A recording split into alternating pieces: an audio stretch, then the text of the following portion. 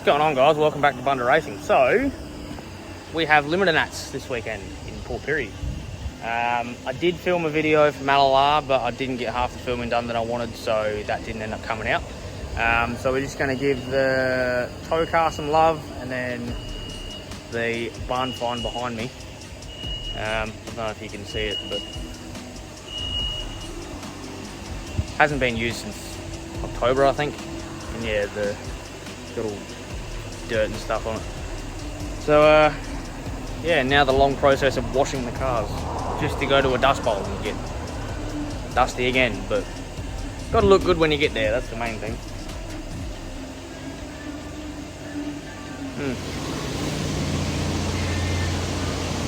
Clean, finally.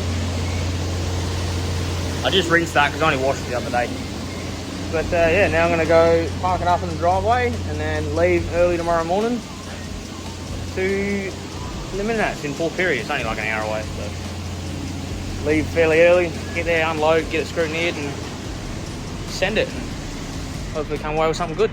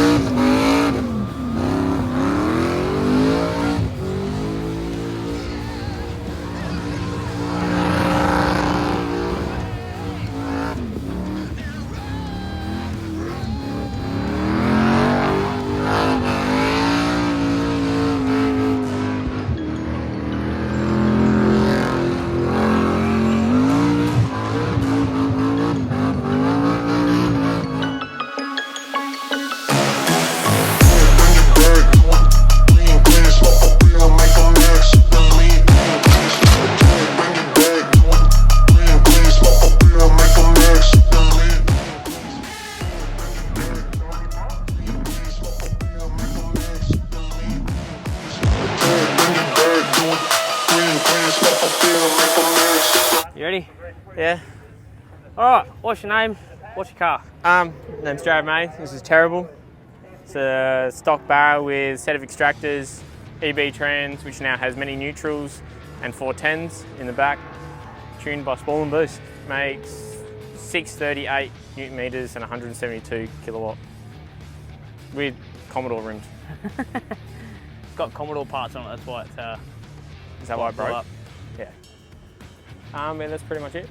I've had it a year. Yeah, a year now. Bit over a year, yeah. And nothing but trouble until first round, which was good. Pop tyres. It's had nothing but trouble, that's why it's named Terrible. Yeah, pretty much. From day dot. Yeah, that's it. Yeah. Alright, cool. So we've had a drama. During the skid, I looked down at my volt gauge and I was like, oh, that's not supposed to be at 12, that's supposed to be at just below 14 or higher. I melted the trigger for my alternator wiring, so now I have to rewire it in the pits.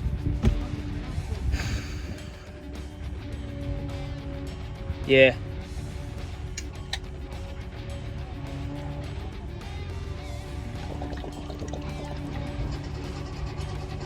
Thank you. Welcome. So, just currently rewiring the main switch panel because that shorted, because the alternator shorted and backfed through the switch panel. So now I have to make sure everything's all good.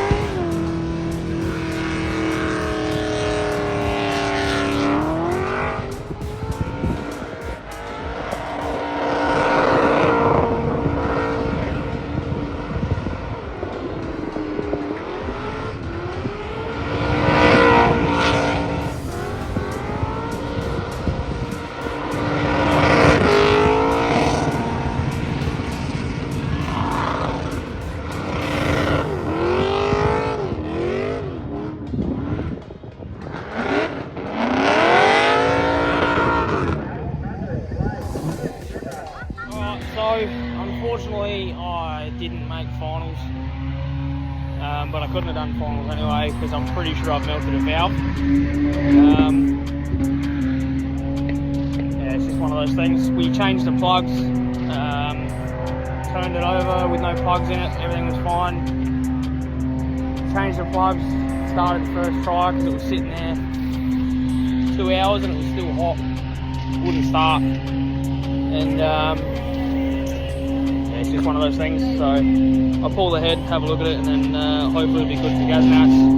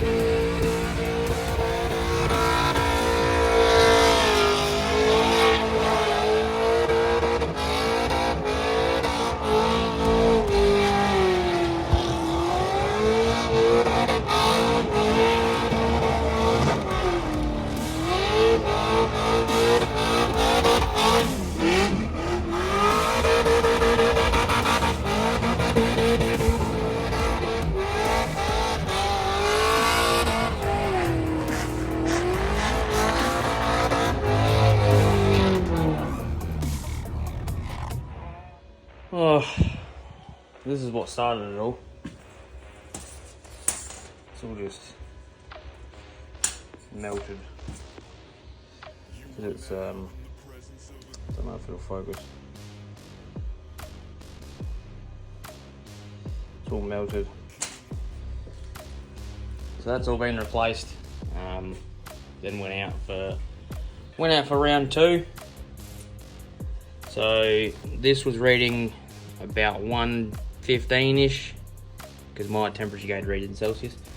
So this is reading about 115-ish, which is about, it's higher because it was a bit warmer yesterday, but probably an hour and a bit after the skid, you could touch this, but you could not touch the block, the water pump, or the header tank. So you touch this side of the thermostat housing, it's cold. You touch this side of the water pump, it's roasting hot. So I reckon that there's jammed shut. That there's basically cooked itself and evaporated the fuel and leaned the number 7 pot out. So inlet manifold off, head off. Let's have a look.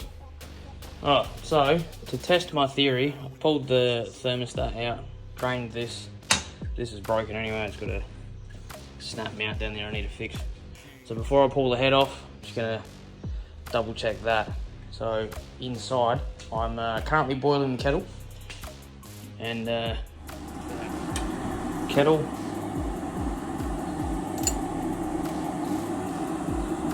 So this is supposed to pop open at 86 degrees. Let's put it in a pot of boiling water and see if it works. Alright, so in case something not cool happens, I've changed to a pot.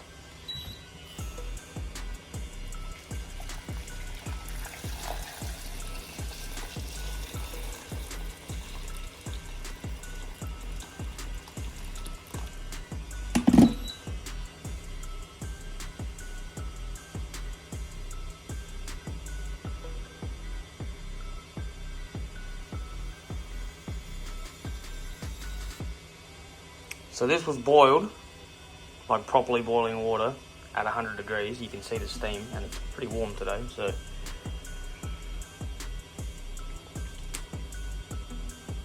I'm starting to think I was right, because this is doing nothing.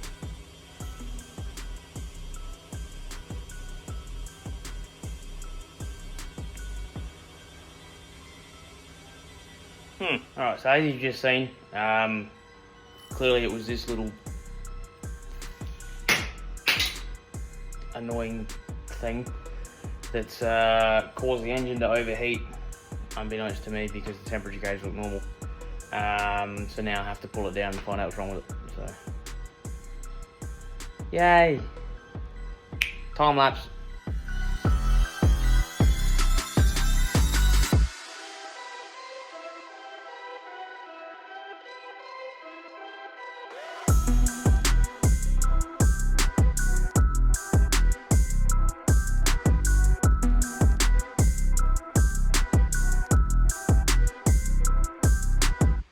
Quick pause in the time lapse. So, you can't really see it on the camera, but one of them is a lot higher than the other. It's the inlet valve on the one that had the melted plug.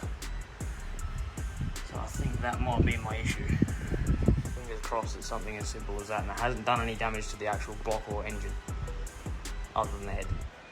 Alright, so, as you can see, the head is off. There's nothing really massively wrong in there. So that one there is okay. From what I can tell, this valve, there we go. Right, so from what I can see, just looking at them visually, this inlet valve on number 5 is a lot flatter than this one. And if you look, that valve spring sits up a lot higher. So I think this valve got really, really hot. And because I've got so much seat pressure, because of the valve springs that I've got in there, because I've got really good valve springs, it's pulled it. And instead of it being like this, it's kind of coned in a bit. So I'm hoping, fingers crossed, that give it a whiz, give it to the legend himself, and see if he can get it sorted for me. I don't think I'll be doing Steel City, but it would be nice. Just give you a quick look over this. So this is the pot that the melted plug came out of, and as you can see, the carbon is fairly even. This one's got a little bit more than the rest, but whatever. So just for safety's sake, I'm probably going to end up pulling that one off as well. But as for now, that'll do. I can sort of rest a little bit easier now that I know what the noise was. Yeah, would have just caused a little bit of a difference in compression, and the engine was just hot, so it's just locked up. After we blasted it with the fans for half hour to 45 minutes, it cooled down enough and we pulled the plugs, spun it over, it was all good, put a fresh set of plugs in there, boom, fired up straight away. So fingers crossed it's just that. I have yet to drain the oil and cut the filter open, but for now I'm done for the day because I got roasted in the sun yesterday. I've had a massive headache all day. I forced myself to do even this. But yeah, for now, thanks for watching. If you haven't already, just hit that little subscribe button. Like, share it with your mates. And yeah, if you want some sick Plague merch, just message me or the page on Facebook. Any support's much appreciated. Yeah, fingers crossed we can get this thing to Steel City, and we are definitely making it to Darwin for LimiterNats. I'll pull this donk out and put another one in there, I don't care, I'm going. Something that I've always wanted to do, and Jake and his family are good friends of mine, so yeah. Anyway, enough of my yapping. Goodbye.